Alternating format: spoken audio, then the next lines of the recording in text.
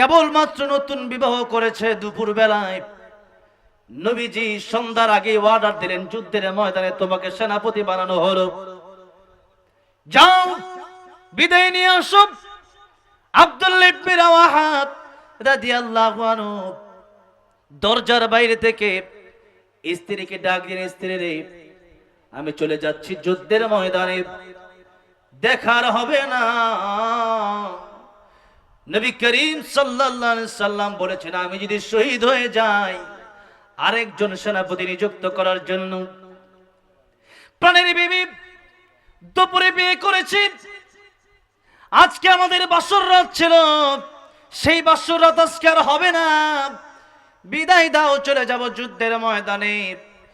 বিবি ডাক দিয়ে বলছিল, স্বামী গো, একটু আমার সাথে কি দেখা করা যায় না?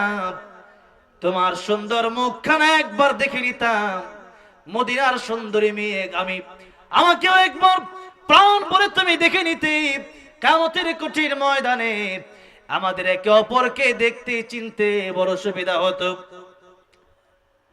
আব্দুল্লাহ ইবনে রাওয়াহা রাদিয়াল্লাহু আনহু ডেকে বললেন, প্রাণের স্ত্রী, সেই আশায় যদি তোমার থাকে, সেই ইচ্ছায় যদি তোমার থাকে, তাহলে আজকে তোমার সামনে আমি ঘরের ভিতরে গেলে হয়তো তোমার জন্য আমার ভালোবাসা জাগ্রত হবে, আমার তোমার দিকে লম্বা সময় আমার মহব্বত সৃষ্টি হবে। সে মহব্বত ভালোবাসা তোমার জন্য সৃষ্টি করতে চাই না, যুদ্ধের ময়দানে আল্লাহর রাস্তায়, দ্বীনের রাস্তায় আমি শহীদ হয়ে যেতে চাই। আল্লাহু আকবার। চলে যাচ্ছি আমি, তোমার যদি ইচ্ছা থাকে আর যদি ধৈর্য ধারণ করতে পারো যে আল্লাহর জন্য দ্বীনের রাস্তায়, আল্লাহর রাস্তায় শহীদ হয়ে যাব, সে আল্লাহ রাব্বুল আলামিন তোমার সাথে আমাকে জান্নাতের ভিতরে দেখা করাইয়া দিবে। আল্লাহু আকবার। যুদ্ধের ময়দানে যায়েদ ইবনে হারিসা রাদিয়াল্লাহু আনহু যখন যুদ্ধ শুরু করলেন, অনেকগুলো কাফেরকে জাহান্নামে পাঠিয়ে দিয়ে নিজে শহীদ হয়ে গেলেন। কালেমার ঝান্ডা উঁচু করে ধরল জাফর তাইয়ার রাদিয়াল্লাহু আনহু। জাফর রাদিয়াল্লাহু আনহু তার বিবির কাছে গিয়ে বললেন, বিবি রে, চলে যেতে চাই, যুদ্ধের ময়দানে বিদায় দাও। বিবিদের ডাক দিয়ে বললেন, প্রাণের স্বামী, বিদায় দিব কেমনে? বিদায় দিতে মনে না চাইলেও বিদায় আমি তোমাকে দিবই, যেহেতু রাসূল করিম সাল্লাল্লাহু আলাইহি সাল্লাম তোমাকে সেনাপতি বানিয়েছেন। তবে তোমার জন্য আল্লাহ রাব্বুল আমিনের কাছে একটি দোয়া করব, সেটি হচ্ছে আল্লাহ রাব্বুল আমিন যেন তোমারে আবার গাজী বানায় আমার ঘরে ফিরিয়ে নিয়ে আসে। হযরতে জাফর তাইয়ার রাদিয়াল্লাহু আনহু বললেন, স্ত্রী রে, এমন কথা বলো না, এমন দোয়া করো না, উল্টা দোয়া করো না। রাসূল করিম সাল্লাল্লাহু আলাইহি সাল্লাম আমার পূর্বে একজনকে সেনাপতি বানিয়েছেন, আমার পরেও আরেকজনকে সেনাপতি বানিয়েছেন, তার মানে আমি হয়তো আর ফিরে আসবো না, মুতার প্রান্তরে যুদ্ধের ময়দানে শহীদ হয়ে যাব, সে চিন্তা নিয়ে বের হচ্ছি। আমাকে বিদায় দাও, আমার সাথে তোমার আর দেখা হবে না দুনিয়ায়, দেখা হবে জান্নাতের ভিতরে। চলে যাচ্ছেন। ছোট্ট ছোট্ট দুটি মাসুম বাচ্চা কাঁদতেছে বাবার জন্য, ওদিকে স্ত্রী গলা কাটা কবুতরের মতো কাঁদছে। একবার ইতিহাসের পাতায় লেখা হয়, একটি বারের জন্য জাফর তাইয়ার রাদিয়াল্লাহু আনহু স্ত্রী আর বাচ্চাদের দিকে তাকায় না। আল্লাহু আকবার। চলে গেলেন যুদ্ধের ময়দানে। ডান হাতে যখন কালেমার ঝান্ডা উঁচু করল, কাফির বেঈমানেরা ডান হাতটা কাফির বেঈমানের ঘেরাও করে কেটে ফেলে দিল। বাম হাতে যখন ধরলেন, বাম হাতটাও কেটে ফেলে দেওয়া হলো। জাফর তাইয়ার রাদিয়াল্লাহু আনহু বললেন, একজন সাহাবীকে বলেন, ও সাহাবী, প্রাণের নবীকে আমার সালাম জানায় দিবা, আর বলবা জীবনের শেষ মুহূর্ত পর্যন্ত কালেমার পতাকা, ইসলামের পতাকা, আল্লাহর দ্বীনের পতাকা আমি ছাড়ি নাই, আমি মাটিতে পড়তে দেই নাই, আমি কালিমার পতাকা বুকে জড়িয়েছিলাম। জাফর তাইয়ার রাদিয়াল্লাহু আনহু পা দিয়ে যখন উঁচু করে ধরলেন, দুটি পা কেটে ফেলা হলো। জাফর তাইয়্যা রাদিয়াল্লাহু আনহু তিনি দাঁত দিয়ে কামরে ইসলামের পতাকা উঁচু করে রাখলেন। সাথে সাথে এই দেহ থেকে, বুক থেকে কল্লাটা আলাদা করে দেওয়া হলো, 6টা টুকরা হয়ে গেল। জাফর তাইয়্যা রাদিয়াল্লাহু আনহু, জাফর তাইয়্যা রাদিয়াল্লাহু আনহু তিনি যখন চলে গেলেন, পৃথিবী থেকে শহীদ হয়ে গেলেন, আল্লাহর নবী বিশ্ব নবী রাহমাতুল লিল আলামিন বললেন, ও সাহাবীরা, জাফরের দুটি হাত কাটা হয়েছে, বিনিময়ে আল্লাহ রাব্বুল আমিন তাকে জান্নাতের ভিতরে 2টি পাখা দান করে দিয়েছেন, একটা পাখির মতো করে তাকে রেখে দিয়েছেন। সে জীবন্ত, আল্লাহ রাব্বুল আমিন তাকে জান্নাতে ঘোরার সুযোগ করে দিয়েছেন। আল্লাহু আকবার। ওয়ালা তাহসাবান্নাল্লাযীনা কুতিলু ফি সাবিলিল্লাহি আমওয়াতা বাল আহইয়াউন ইনদা রাব্বিহিম ইউরযাকুন। আল্লাহর দ্বীনের রাস্তায় শহীদ যারা হয়ে যায়, আল্লাহ বলছেন তাদেরকে তোমরা মৃত বলো না। যারা আল্লাহর রাস্তায় শহীদ হয়ে যায়, এই ব্যক্তিরা জীবিতই থাকে এবং তাদেরকে আমি আল্লাহ রাব্বুল আমিন রিজিক দিতে থাকি। জোরে কোন সুবহানাল্লাহ। জান্নাতে একজন সাহাবী স্বপ্নে দেখল, জাফর তাইয়্যা রাদিয়াল্লাহু আনহুকে জিজ্ঞাসা করলো, ও জাফর, আল্লাহ রাব্বুল আমিন তোমার সাথে কেমন আচরণ করেছেন? জাফর তাইয়্যা রাদিয়াল্লাহু আনহু বলছেন, ও সাহাবী, আল্লাহ রাব্বুল আমিন আমাকে জিজ্ঞাসা করেছেন, তোমার কি আমার কাছে কোনো কিছু চাওয়ার আছে নাকি?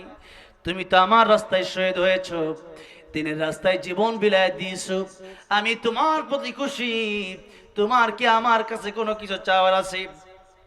আমি আল্লাহর কাছে একটি কথাই বলছিলাম, আয় আল্লাহ রাব্বুল আমিন, আমার জান্নাতে আসার পরে আর কোনো কিছু চাওয়ার নাই, কিন্তু একটাই চাওয়ার, আমাকে যদি তুমি আরেকটা বার জীবন দিতা, আরেকটা জীবন তোমার রাস্তায় আমি বিলায় দিতাম, আরেকটা জীবন তোমার রাস্তায় আমি জাফর কুরবানি করে দিতাম। আল্লাহু আকবার। সেদিন থেকে জাফর তাইয়্যার নাম হয়েছে সাহাবীর। তাইয়্যার মানে পাখি, অরন্ত পাখি যার ডানা আছে। জাফর তাইয়্যার মানে জান্নাতে জাফর রাদিয়াল্লাহু আনহু উঠতেছে, উড়ে বেড়াচ্ছে। আল্লাহু আকবার। এই তো হচ্ছে শহীদ। রাসূল করিম সাল্লাল্লাহু আলাইহি সাল্লাম বলেন, আমার বড় ইচ্ছা হয় আমি যুদ্ধের ময়দানে যাই, আমি দিনের আল্লাহর রাস্তায় শহীদ হয়ে যাই, আমাকে আল্লাহ রাব্বুল আমিন আরেকটা জীবন দান করেন, আমি আবার শহীদ হয়ে যাই, আল্লাহ রাব্বুল আমিন আমাকে আবার জীবন দান করেন, আমি আবার শহীদ হয়ে যাই। যতবার জীবন পাই ততবার যেন আমি শহীদ হয়ে যাই। আল্লাহু আকবার। শহীদ মৃত্যুর চাইতে সুন্দর কোন মৃত্যু নাই। শহীদ মৃত্যুরে পৃথিবীর সব জায়গায় যে কোনো অবস্থায় মৃত্যুবরণ করলে পরে গোসল দেওয়া লাগে, কাফনের কাপড় পরানো লাগে, কিন্তু একজন মানুষ যখন আল্লাহর দ্বীনের রাস্তায় যখন শহীদ হয়ে যায়, তখন তারে আলাদা কাফনের কাপড় দেওয়া লাগে না, আলাদা গোসল করানোর প্রয়োজন হয় না। কেন? সে ব্যক্তি এই অবস্থায়, রক্তমাখা অবস্থায় যে কাপড় পরেছিল, সেই কাপড় পরা অবস্থায় কিয়ামতের কঠিন ময়দানে আল্লাহর দরবারে উঠবে। আল্লাহ রাব্বুল আমিন জিজ্ঞাসা করবে, তোমার এই অবস্থা কেন? শহীদ ডাক দেয়া বলবি, আয় আল্লাহ রাব্বুল আমিন, তুমি কি দেখো না দিনের জন্য নিজের জীবনকে বিলায় দিয়েছিলাম। আল্লাহ বলবেন, বিনা হিসাবে আজকে তোমাকে জান্নাতের মেহমান বানিয়ে দিলাম। জান্নাতে যাওয়ার সবচেয়ে সহজ পদ্ধতি হচ্ছে যুদ্ধের ময়দানে আল্লাহর রাস্তায় শহীদ হওয়া। আল্লাহর রাস্তায় শহীদ যারা হয়ে যায়, রাসূল করিম সাল্লাল্লাহু আলাইহি সাল্লাম বলেছেন, পিপিলিকা কামড় দিলে যতটা না কষ্ট হয়, এর চেয়ে বেশি কষ্ট হয় না। শহীদের মৃত্যু এত সহজ। জোরে কোন সুবহানাল্লাহ।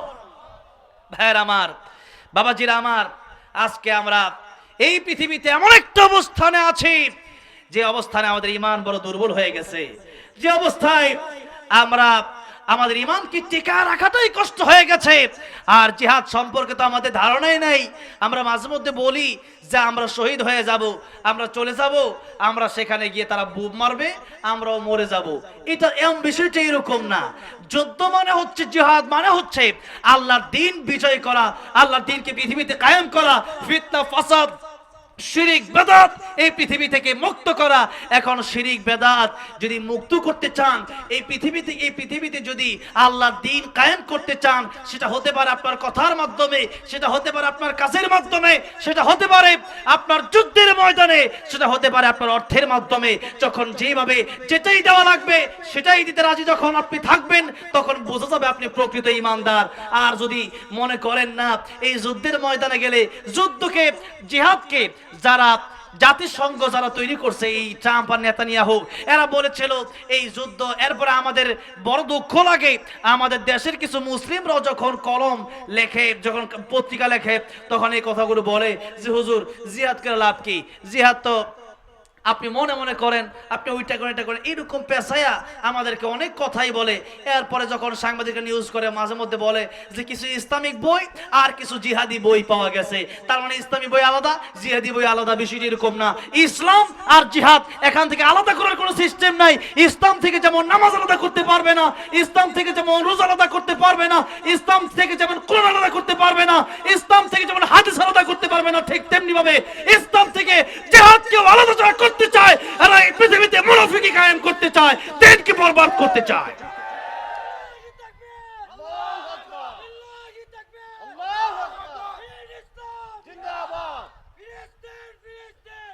ভাইরা আমার, বাবাজিরা আমার, দ্বীন কায়েমের জন্য আমাকে আপনাকে কষ্ট করতে হবে। এই দুনিয়াতে আসছি, আমি বলেছিলাম আর দুনিয়া সিজনুল মুমিন ও জান্নাতুল কাফির। এই দুনিয়াতে আসছে, এই দুনিয়া আমাদের জন্য কষ্টের জায়গা, এই দুনিয়া আমাদের জন্য আরামের জায়গা নয়। যার কারণে এই দুনিয়াতে যেহেতু এসেছি একবার, মরবো একবার। বিড়ালের মতো না সিংহের মতো? জোরে বলেন, বিড়ালের মতো না সিংহের মতো? সিংহের মতো আমরা মরতে চাই। বিড়ালের মতো 500 বছর বেঁচে থাকার কোনো লাভ নাই। সিংহের মতো 1 ঘন্টা বাঁচতে চাই, ঠিক না ঠিক? সুতরাং আমরা প্রতিজ্ঞাবদ্ধ হতে হবে এবং এই দেশে ট্রেনিং চালু করতে হবে। যুদ্ধে গিয়ে শহীদ হয়ে যাব।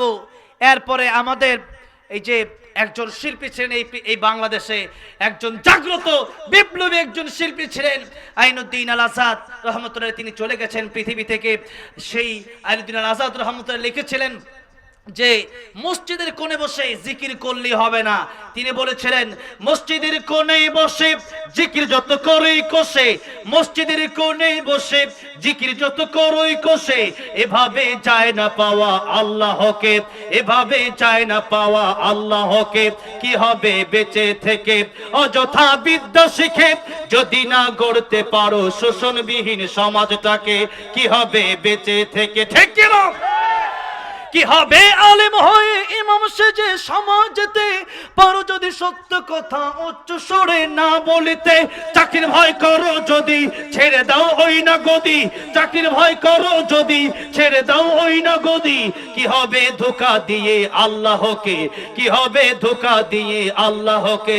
কি হবে বেঁচে থেকে অযথা বিদ্যা শিখে, যদি না গড়তে পারো শোষণবিহীন সমাজটাকে? কি হবে বেঁচে থেকে? ভাইরা আমার, বাবাজিরা আমার, কথা হচ্ছে যে আমরা যে সময়টা এসে পৌঁছেছি, ইমাম মাহদী খুব দ্রুতই আমাদের সামনে করোনার্থে চলে আসবে। সুতরাং আমাদের প্রস্তুতি নিতে হবে। প্রস্তুতি ছাড়া যদি যাই, গিয়া মরে গেলাম, শহীদ হয়ে গেলাম, তাহলে লাভ কি? আগে 500 লোক মারবে, এরপরে নিজে মরলে এটা লাভ আছে, ঠিক না? ঠিক বলেন। এখন আপনি যদি না, তারা মরলো আমিও মরে গেলাম, এই মরাতে লাভ কি? ঠিক আছে, আপনার বুকে তামান্না থাকতে হবে। রাসূল কারীম সাল্লাল্লাহু আলাইহি সাল্লাম বলেছেন, দেখেন জিহাদের 2টা অবস্থা, একটা হচ্ছে জরুরি অবস্থা আর একটা হচ্ছে সাধারণ অবস্থা। এখন জরুরি অবস্থায় যখন ডাক দেওয়া হবে, এখন পৃথিবীর সমস্ত যারা বড় বড় ওলামায়ে কেরাম মুফতি সাহেবরা ফতোয়া দিয়েছেন, আন্তর্জাতিক ফতোয়া বোর্ড থেকে ফতোয়া এসেছে, জিহাদ করা প্রত্যেকটা পৃথিবীর মুসলিমের জন্য, যারা বালেগ আছে, যারা বুঝমান, সবার জন্য জিহাদ করা ফরজ হয়ে গেছে। এখন আর বসে থাকলে চলবে না, কিন্তু এখনো আমরা কিছুই করতে পারছি না, কেবলমাত্র আন্দোলন ছাড়া। কিন্তু এখন আমাদের এমন একটা অবস্থা যে আমাদের বাংলাদেশ থেকে যদি আমরা একজন নেতা পেতাম, যদি আমরা কোনো সিস্টেম পেতাম, আমি মনে করি পৃথিবীর মধ্যে সবচেয়ে ঈমান বেশি বাংলাদেশের মানুষের, আলহামদুলিল্লাহ বলেন। কারণ আপনারা তো আসেনই হবিগঞ্জে, আমি তো পৃথিবীর অনেক রাষ্ট্রে গেছি, যাওয়ার পরে যতটুকু বুঝলাম বেশি ঈমান নিয়ে চর্চা যদি কেউ করে, আমি সৌদি আরবের চেয়ে বেশি মনে করি বাংলাদেশে করে, আলহামদুলিল্লাহ বলেন।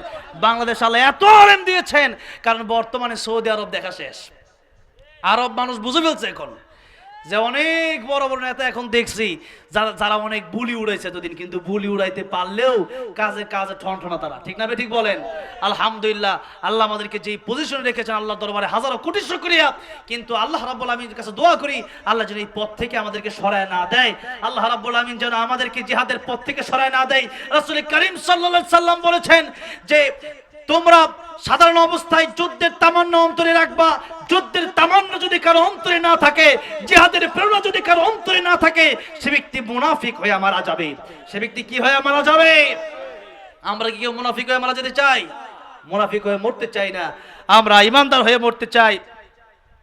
আর দুনিয়াতে এই কয়েকদিন চলে যাব, যে কোনো সময় চলে যাব।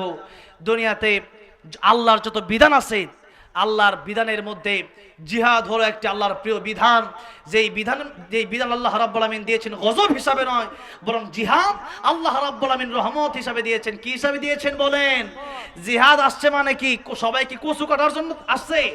ফতে মক্কার সময় রাসূল করিম সাল্লাল্লাহু আলাইহি ওয়াসাল্লাম তিনি যখন আসলেন, তখন এক বুড়ি সে বলছিল যে মুহাম্মদ সে একজন জঙ্গিবাদী, বলে না এখন যে সে এক জঙ্গিবাদী, কেন? জিহাদের কথা বলার কারণে সব মানুষ পায়রা কেটে শেষ করে দিচ্ছে।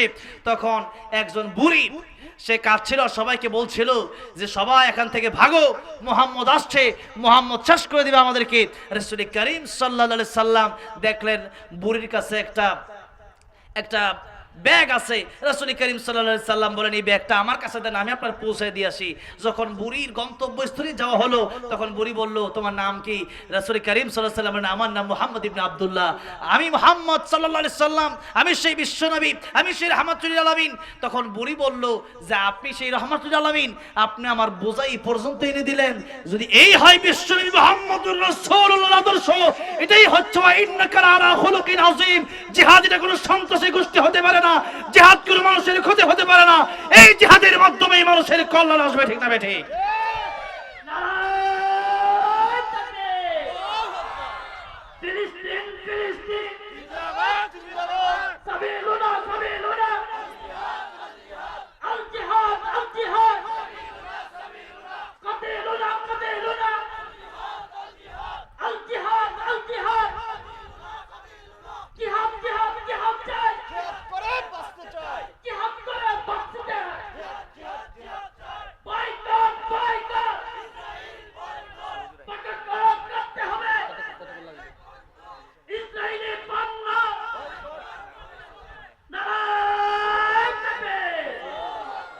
ভাইয়ের আমার, বাবাজিরা আমার, লম্বা সময় আজকের আলোচনা করব না।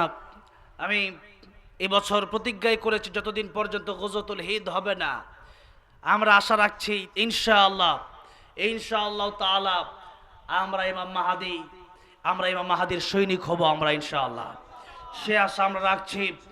এবং ইসরায়েলের বিরুদ্ধে, এবং শুধু ইসরায়েল নয়, এই যে ভারতের এই মোদি, এই স্বৈরা শাসক যার বিরুদ্ধে ইতিপূর্বেই ভারত জেগে উঠেছে, এই স্বৈরা শাসক ইতিপূর্বেই সেই ভারতের মুসলিমদের মসজিদ, মাদ্রাসা, কবরস্থান, যেই জায়গাগুলো ওয়াকফ হয়ে গেছে, সেই ওয়াকিফ জায়গাগুলোর প্রতি তারা হাত দিয়েছে। ওয়াকফকৃত জায়গাতে কারো হাত দেওয়ার মতো আর অনুমতি থাকে না। যে ব্যক্তি কোনো জায়গা ওয়াকফ করে দেয় সেটা আল্লাহর জায়গা হয়ে যায়, সেটা কোনো মানুষ আর সেখানে কিছু করতে পারে, হস্তক্ষেপ করতে পারে না। সেই জায়গায় নরেন্দ্র মোদী এই রক্ত পিপাসু এই জারজ এবং এই খরিফ হাত দিয়েছে সেই মুসলিমদের মসজিদ, মাদ্রাসা এবং ওয়াকফকৃত জায়গাগুলোর ভেতরে। সেই দিল্লি সবগুলো জায়গায় খুব অল্প সময়ের ভিতরেই পৃথিবীতে মুসলিমদের হাতে চলে আসবে ইনশাআল্লাহ, খেলাফত কায়েম হবে ইনশাআল্লাহ। সে খেলাফতের জন্য আমরা ঐক্যবদ্ধ হয়ে আমরা ইমাম মাহাদির সৈনিক হতে চাই তো ইনশাআল্লাহ। আমরা জিহাদের জন্য প্রস্তুতি নিতে হবে। যদি মনে করেন যে আমি প্রস্তুতি নিব না, আমার দরকার নাই, আসলে কথা হচ্ছে আমরা যেরকম কথা বলি সেরকম কাজ করি না। আসলে এখন যদি এরকম হয় যে সত্যি জিহাদের ময়দানে যাওয়া লাগবে আগামীকাল সকালে, তখন কয়জন যাবে দেখা যাবে। এমন সময় দেখা যাবে যে অনেক মানুষ খুঁজে পাওয়া যাবে না, যে আমার পরিবারের কি হবে, আমার স্ত্রীর কি হবে, আমার বাবা মার কি হবে। কিন্তু প্রকৃত কথা হচ্ছে ওয়াল্লাযীনা আমানু আশাদ্দু হুব্বাল লিল্লাহ, যারা প্রকৃত মুমিন তারা আল্লাহকে নিজের জীবনের চাইতেও বেশি ভালোবাসে, ঠিক না ঠিক? সুতরাং আল্লাহর জন্য আমরা জীবন দেব। ইন্নাল্লাহা আশতারা মিনাল মুমিনিনা আনফুসাহুম ওয়া আমওয়ালাহুম বিআন্না লাহুমুল জান্নাহ। আল্লাহ রাব্বুল আমিন বলছেন, যে পৃথিবীর ঈমানদারেরা, তোমাদের জান এবং মাল আমি আল্লাহর জান্নাতের বিনিময়ে তোমাদের কাছে ক্রয় করে নিয়েছি। সুতরাং জান আর মাল যদি আল্লাহর রাস্তায় বিলায় দিতে না পারি, তাহলে আমরা জান্নাতে যাওয়ার আশাও যেন না করি। আল্লাহ বলছেন, হাসিবতুম আন তাদখুলুল জান্নাত ওয়া লাম্মা ইয়াতিকুম মাসালুল লাযীনা খালাউ মিন ক্বাবলিকুম। আল্লাহ বলছেন, জান্নাত কি এত সোজা? তোমাদের পূর্ববর্তী লোকেরা, তোমাদের পূর্ববর্তী নবীরা, তোমাদের পূর্ববর্তী সাহাবীরা যে কষ্ট করেছে, তোমরা সেই কষ্ট করবা না আর জান্নাতে চলে যাবা। জান্নাত এত সোজা নয়। সুতরাং ও পৃথিবীর মানুষেরা, জান্নাত যদি পেতে হয় পূর্ববর্তী মানুষের মতো, নবীদের মতো, রাসূলদের মতো, ইমামদের মতো, পূর্ববর্তী সাহাবায়ে কেরাম রাদিয়াল্লাহু আনহুম আজমাইনদের মতো তোমাদের কষ্ট করতে হবে। সেই কষ্ট করতে আপনারা রাজি আছেন না নাই? দুনিয়াতে কষ্ট করব, এই দুনিয়াতে জীবন বিলাই আল্লাহর জান্নাতে আমরা যেতে চাই, ঠিক না ঠিক? দুনিয়ার জীবন শেষ আছে আর আখিরাতের জীবন শুরু আছে, সেই জীবনের শেষ নাই।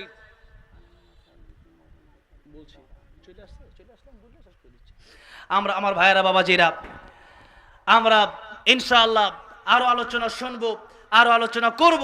কিন্তু আমরা যখন এখন থেকে আলোচনা হবে, তখন আলোচনার মধ্যে অবশ্যই আমি বলবো ইনশাআল্লাহ, আমার ভাই এত বড় মানে লিখে নিয়ে আসছে মাশাআল্লাহ আমার ভাই আল্লামা সাইদি তুমি মরণি। আমি গাইব ইনশাআল্লাহ।